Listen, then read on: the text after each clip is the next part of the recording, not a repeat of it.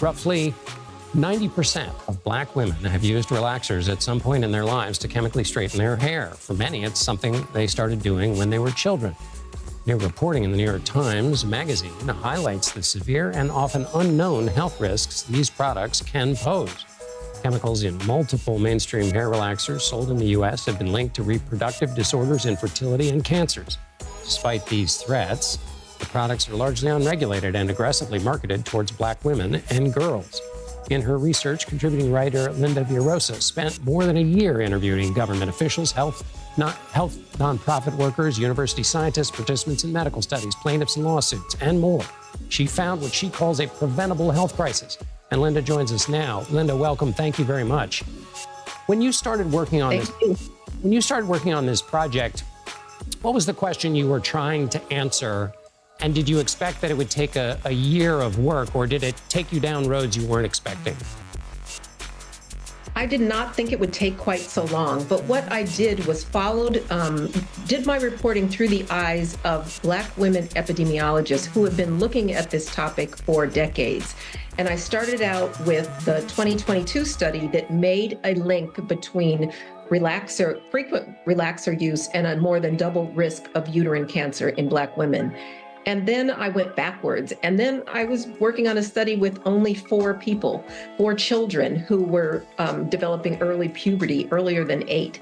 And so it was a twisty, turny, long time, but I took my time because I didn't want to cause alarm. I wanted to make sure that the science was really in place.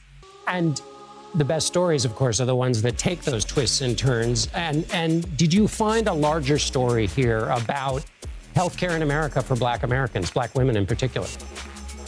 I think the bigger story was about health in America and racial health disparities, whereas we've known for a very long time that Black women are more susceptible to a number of reproductive health disorders, but it was complicated and confusing set of circumstances as to why. So when I was looking at some of these studies, they started making sense when they were making the link between endocrine disruptors, which cause early puberty, and these cancers that can sometimes follow it, and also to fibroid tumors, which are the leading reason for a cesarean section. So that was kind of the thing that I was really trying to follow. I also was very interested in the lack of regulation of these products that are so heavily marketed to Black women and girls, and also the societal pressure of Black women for century to wear straightened hair. So let's see if I can touch on all 3 of those points you just made, because they're all so important. First, the risks from using these products. You've mentioned some of them. What are some of the other risks? So the risk is that when you use the product, it burns on your scalp. And we've normalized the burning sensation that everyone complains about. But the burning of the scalp and the abrasions create an efficient entryway for the chemicals inside of them. And the main ones are, if your relaxer has formaldehyde in it, your straightener, then that is a known carcinogen. And then also the endocrine disruptors that cause early puberty and can lead to different kinds of cancers, uterine, breast cancer, which Black women tend to get a more aggressive, fast-moving, more deadly form of it, and ovarian cancer, as well as fibroid tumors. Let's bundle the last 2 questions together. You mentioned the FDA and the cultural pressures. Can you go through those both very quickly at the end here? Well, let me start with the FDA.